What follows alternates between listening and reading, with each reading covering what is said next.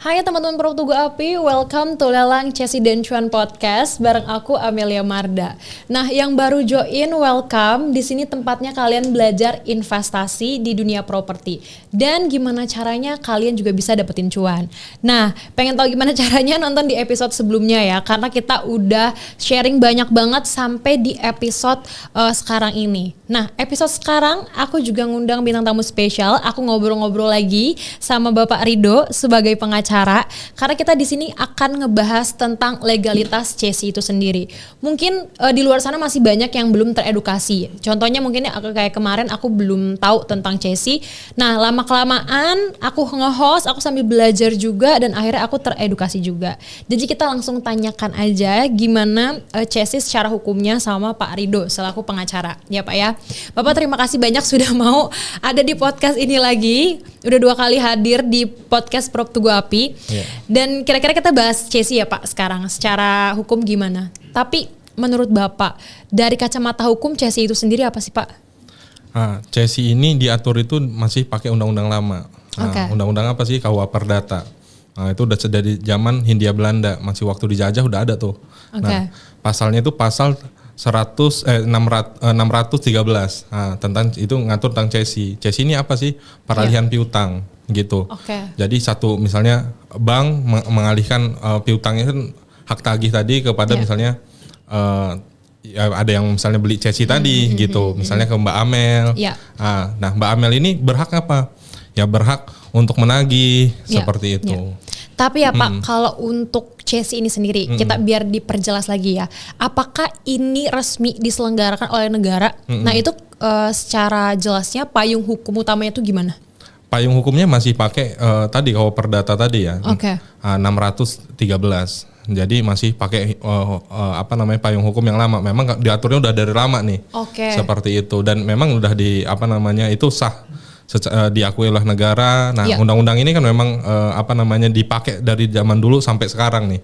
Seperti itu. Berarti emang udah resmi ya guys ya. Jadi nggak perlu takut lagi. Kayak kemarin aku bahas lelang. Lelang itu gimana sih hukumnya? Sekarang kita bahas Chessy. Sekarang udah jelas banget kalau ini sah dan diselenggarakan oleh negara. Tapi kalau misalnya posisinya aku beli Chessy, aku ini sebagai investor kah atau aku sebagai penagih? Jadi ketika Mbak Amel nih beli Chessy, misalnya Chessy dari bank. Nah, Mbak Amel tadi punya hak tagih kepada siapa? Debitur. Debitur misalnya menjaminkan rumahnya sebagai jaminan. Nah, Mbak Amel yang beli Chessy-nya. Mbak Amel tadi berhak untuk menagih dia nih. Misalnya berapa 1 miliar nih. Nah, itu kan ada bunga dan lain-lain gitu. Itu yang ditagihkan oleh Mbak Amel seperti itu. Nah, di lain itu juga Mbak Amel bisa nggak sih misalnya dianya nggak mampu bayar, nggak mau bayar dan lain-lain misalnya bisa dilelang gitu. Makanya tadi ada juga peralihannya, hak tanggungan tadi beralih ke Mbak Amel. Nah, dan itu tadi beralihnya juga nggak sembarangan ke BPN lagi seperti episode sebelumnya. Nah, ini dialihkan lagi hak tanggungannya tadi, sertifikatnya dialihkan atas nama pemegang Chessy yang baru seperti itu. Tadi ngomongin hak tanggungan itu Pak. Kira-kira hak tanggungan itu diterbitin sama siapa sih Pak? Hak tanggungan tadi, sertifikatnya tadi diterbitin dan dikeluarkan oleh BPN seperti itu. Langsung BPN? BPN seperti itu.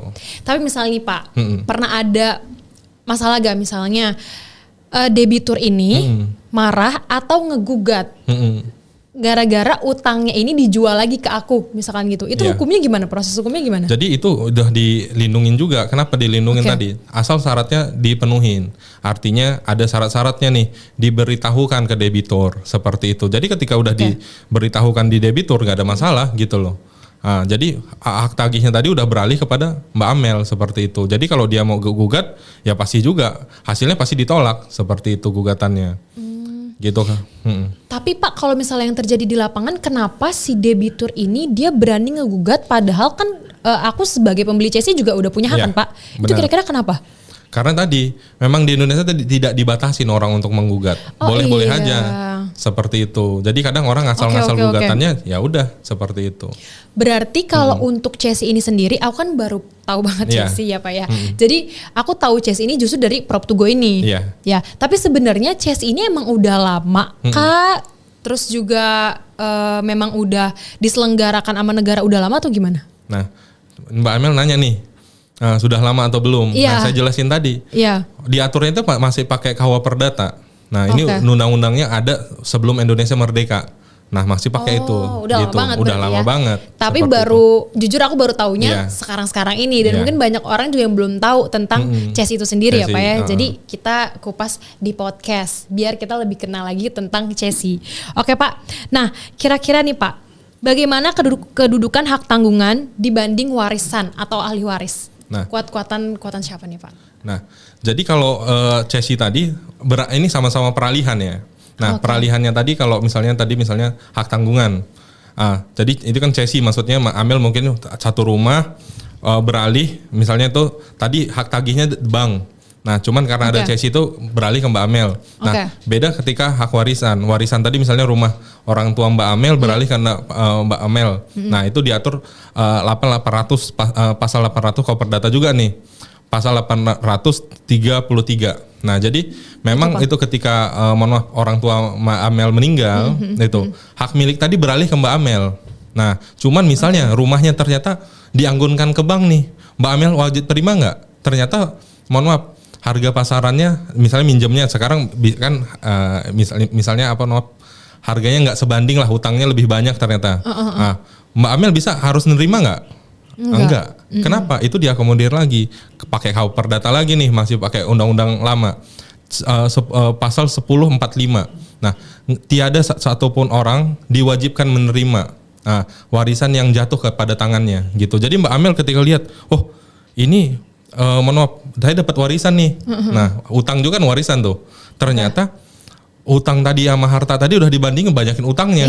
Nah, daripada gua harus bayar, ya udah mendingan dilepasin. Itu jadi bisa seperti itu. Jadi emang tergantung kalau misalnya aku tanya tadi kan kuatan siapa ya, hak tanggungan, ahli waris atau warisan. Kalau untuk warisan pribadi memang tergantung ya, kalau misalnya utangnya lebih banyak berarti ya aku juga boleh terima, boleh enggak. Tapi kalau terima itu utangnya itu misalnya hartanya 10 miliar, ternyata ada utangnya 11 miliar. Mbak Amel harus bayar 1 miliar kalau nerima. Nah, cuman ketika misalnya Mbak Amel boleh nolak nih ketika udah ngitung-ngitung ternyata banyakan utang. Udah, saya nggak mau terima warisan, bisa seperti itu. Oke. Terus nih Pak, jadi kalau kesimpulannya pembelian piutang atau CESI ini berarti aman ya Pak? Aman. Gitu. Aman dan apa? Jadi gini nih, saya sedikit cerita nih. Jadi ini ada kasus baru aja nih beberapa hari lalu. Nah, itu bisa dilihat juga tuh di YouTube-nya Cak Armuji. Nah, itu ada orang yang membeli CESI ke perusahaan lain ya, bukan API. Nah, lalu udah beli dia 1,2 M. Udah beli lunas tuh, langsung bayar lunas tuh. Nah, udah bayar lunas, udah 6 tahun asetnya belum dapat.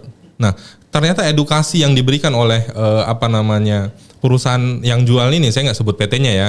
Nah, itu ternyata pemahaman dari yang beli CESI tadi itu langsung dapat rumah gitu loh. Jadi jangan salah paham ya. Artinya beli CESI ini, beli hari ini, besok bisa nempatin rumahnya. Oh enggak gitu. Jadi itu tuh kita punya pertama hak tagih gitu.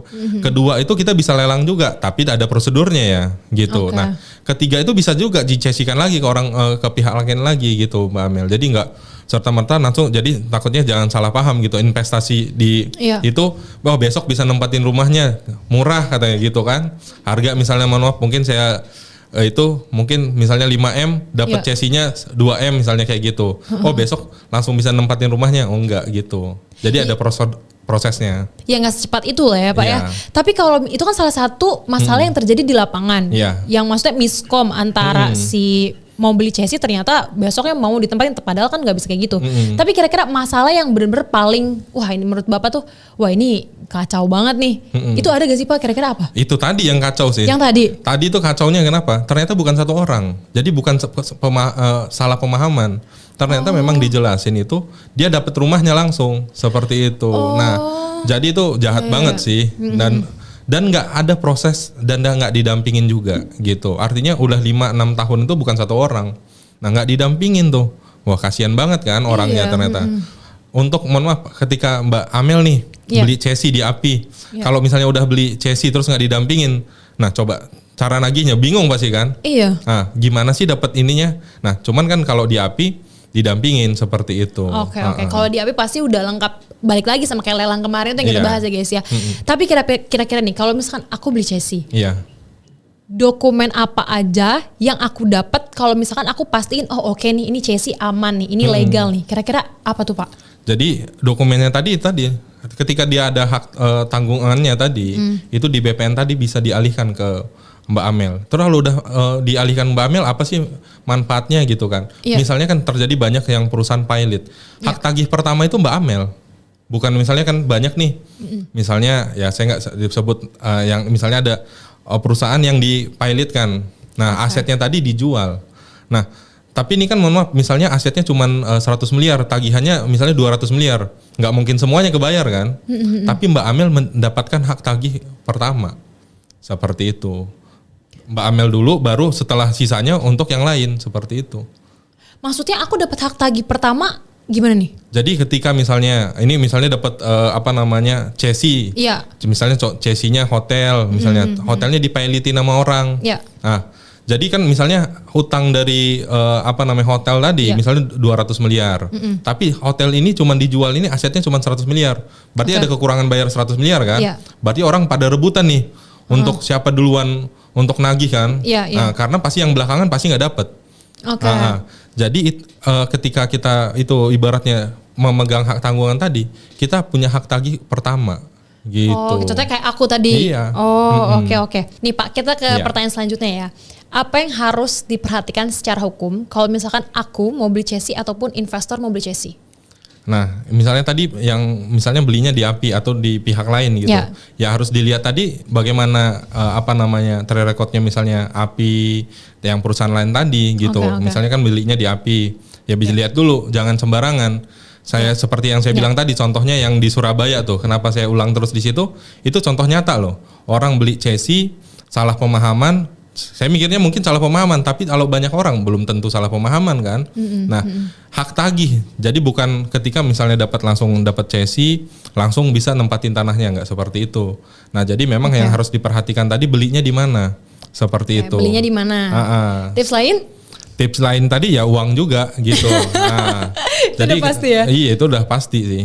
Oke. Gitu, sesuai budgetnya. Iya. Tapi Pak, ini rekomendasi dari Bapak nih, kira-kira untuk ya siapa tahu nanti ada rezekinya teman-teman Gen Z yang baru memecah rekor dapat 3M pertama atau 4M pertama, nah baru mau investasi chassis gitu kan.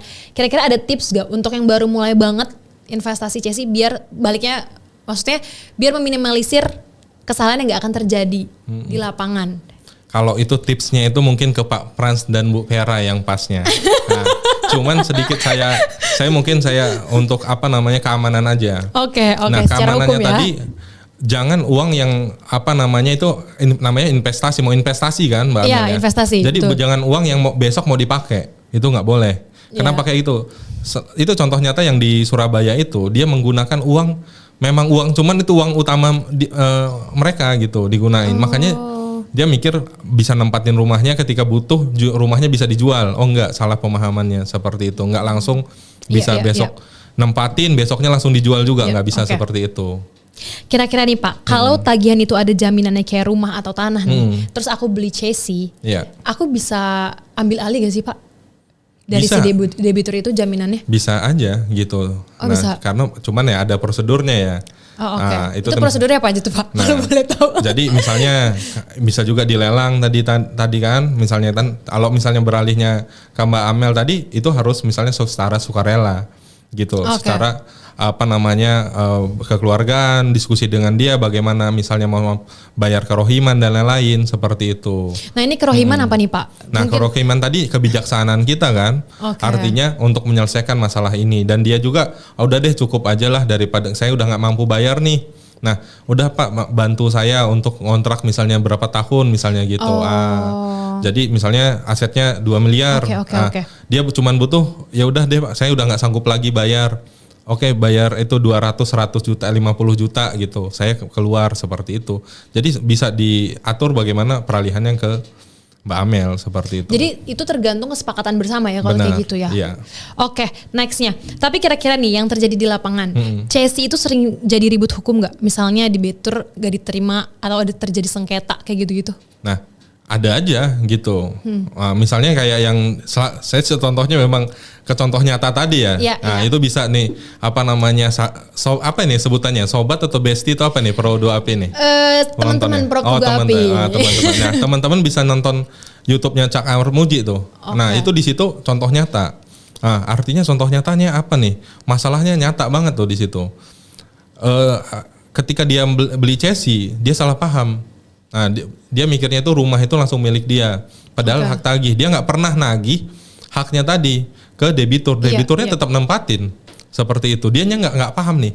Nah, jadi tipsnya itu tadi memang butuh banget ya pendampingan. Terus kalau butuh apa namanya, ya pasti kan mau beli Mbak Amel untuk beli apa namanya Chessy beli di mana gitu. Perlu cari yang yang ini kan yang terpercaya kan. Yang terpercaya. Nah, makanya cari yang tadi tipsnya tadi di tempat yang terpercaya pastinya. Berarti banyak di luar sana di lapangan kalau kita beli Chessy itu nggak didampingin Pak, diserahkan begitu saja ke misalkan ke aku yang pengen beli Chessy. Ya banyak gitu. Ya. Contoh nyatanya yang di Cak Amar Muji aja tuh nonton langsung tuh. Oke, I gitu. see. Yang jualannya aja nggak, mohon maaf. Yang jualannya cari-cari nggak mau nemuin kan, gitu. Bahkan udah datang wakil wali kota tuh, wakil bupati datang ke tempat mereka, mereka ya itu tetap nggak bertanggung jawab seperti itu dan banyak korbannya. Nah makanya jadi hati-hati ya beli Chessy itu di tempat lain kayak gitu.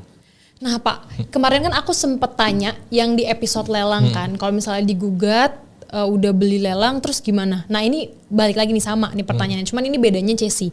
Kalau misalkan aku udah beli Chessy terus digugat sama si debiturnya, itu secara hukum tuh gimana Pak? Jadi kalau saya ngulang lagi, intinya prosedur. Kalau prosedurnya udah dilaluin, diberitahukan bahwa sekarang itu Mbak Amel loh yang punya hak tagihnya, bukan bank lagi. Seperti itu. Nah jadi nggak usah khawatir gitu. Kenapa harus takut gitu ke digugat? Jadi banyak orang takut nih banget digugat. Nah kalau di apa namanya belinya di Pro 2Go API, nah itu dijamin tuh. Dijaminnya dia apa? Nggak ada apa namanya udah satu paket.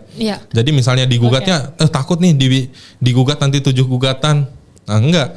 Jadi di apa namanya di misalnya belinya di API per surat kuasa nggak ada nambah lagi. Kalau misalnya belinya nggak di sini nih digugat tuh 7 gugatan berapa tuh menghadapinya. Tapi kalau di sini udah satu paket seperti itu. Jadi di sini kita lurusin lagi lelang Chessy semuanya udah diatur sama negara, udah resmi dan nggak perlu takut juga karena memang itu udah ada prosedurnya juga kan Pak ya? Benar. Pak, kemarin kan aku di episode sebelumnya aku nanya tentang misalnya nih aku digugat saat aku beli properti lelang. Nah ini pertanyaannya sama, cuman ini bedanya kalau misalkan aku beli Chessy terus aku digugat, cuman aku doang kah yang digugat sama debitur atau gimana nih Pak? Oh enggak, jadi pada umumnya itu pasti dan wajib malahan, bukan pada umumnya, wajib digugat itu ya siapa yang ngejual. Misalnya jualnya bank atau pihak lain, nah itu jadi tergugat satu misalnya. Nah misalnya Mbak Amel yang beli dari bank, nah jadi tergugat 2. Jadi nggak sendiri Mbak Amel gitu. Kalau nggak misalnya bank nggak diikut sertakan, akibatnya apa nih Pak Ridho? Gugatannya nggak bisa dapat diterima gitu. Jadi itu dia harus ngajukan gugatan ulang, memasukkan bank tadi seperti itu. Karena kan kalau Mbak Amel nggak beli dari itu, apa namanya banknya nggak ngejual Mbak Amel nggak punya hak kan? Nggak punya hak atas hak tagih tadi seperti itu. Jadi kalau misalnya cuman Mbak Amel yang apa digugat itu pasti gugatannya tidak dapat diterima. Itu satu. Kedua itu ketika misalnya debitur ini menggugat Mbak Amel, dia ini maksudnya apa gitu. Jadi maksudnya itu dia menyatakan oh ini nggak berhak nih Mbak Amel.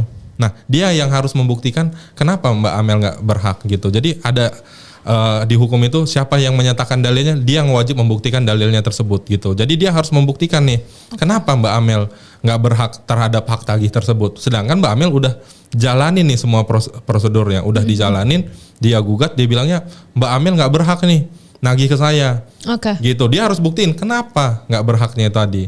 Bukan malah Mbak Amel yang itu harus ngebuktiin. Oh saya berhak, enggak. Dia harus ngebuktiin seperti itu. Mbak Amel kan udah ada buktinya. Iya. Udah diberitahukan bahwa hak tagih tadi udah beralih. Cesi tadi udah beralih ke Mbak Amel. Jadi yang berhak menagih sekarang ini Mbak Amel, bukan bank lagi misalnya kayak gitu. Nah dia menggugat Mbak Amel aja, itu tidak bisa diterima. Nah ketika misalnya dia gugat bank juga nih, nah dia harus buktiin apa yang dilakukan kesalahan oleh bank. Nah kenapa Mbak Amel nggak berhak gitu. Jadi seperti itu dan rumit. Nah seperti itu rumit mereka tuh gugatnya. Dan itu juga pasti kalau prosedurnya udah dijalanin itu pasti gugatannya ditolak juga ujungnya seperti itu. Intinya penekanan ketika Cesi itu prosedurnya dijalanin seperti itu, yaitu pemberitahuan. Oke. Lagi dan lagi kita di sini menggarisbawahi kalau digugat itu, misalkan aku sebagai pembeli digugat, belum tentu aku salah. Karena kalau misalnya dari debitur ngegugat, dia harus bisa dibilang membuktikan juga kira-kira kenapa kamu menggugat dan alasannya apa, harus dirinciin tuh Pak. Benar. Oke. Nah, kemarin kan kita bahas lelang juga, dari lelang terus ke pengosongan, ya kan, beli lelang terus dapat pengosongan di Prop Tugu Api juga. Tapi kalau misalkan Cesi nih, dari Cesi itu sendiri, apakah pengosongan juga bisa aku dapetin sebagai aku pembeli Cesi atau gimana? Nah itu mungkin lebih detailnya lagi bisa langsung konsul aja ke Pak Frans dan Bu Vera. Karena pada umumnya itu Cesi tadi cuman beralihnya tadi haknya untuk menagih tadi, bukan untuk langsung bisa mengosongkan, karena prosedurnya ada lagi tahap-tahapannya seperti itu. Jadi kalau misalnya mau tahap-tahapan selanjutnya mungkin langsung bisa konsultasi ke Pak Frans dan Bu Vera mungkin ya. Oke, siap kalau kayak gitu Pak ya. Untuk terakhir nih ya, menit-menit terakhir, kira-kira nih Pak, dari Bapak pribadi sebagai pengacara atau kuasa hukum melihat Cesi dan lelang yang kita bahas kemarin itu, kan Bapak bilang udahlah nggak perlu takut, kita kan semua udah didasari dengan hukum, terus juga perlindungan segala macam. Mungkin orang awam ataupun aku Gen Z yang masih banyak juga di luar sana yang ngerasa masa sih nggak perlu takut, masa sih Cesi atau lelang tuh selegal itu, mungkin masih banyak yang skeptis. Kira-kira Bapak nanggepinnya itu gimana? Dan aku mau minta tips juga biar orang-orang tuh yakin kalau legal dan Cesi ini bener-bener ya itu aman, nggak perlu takut, ini santai aja, chill gitu. Gimana tuh Pak?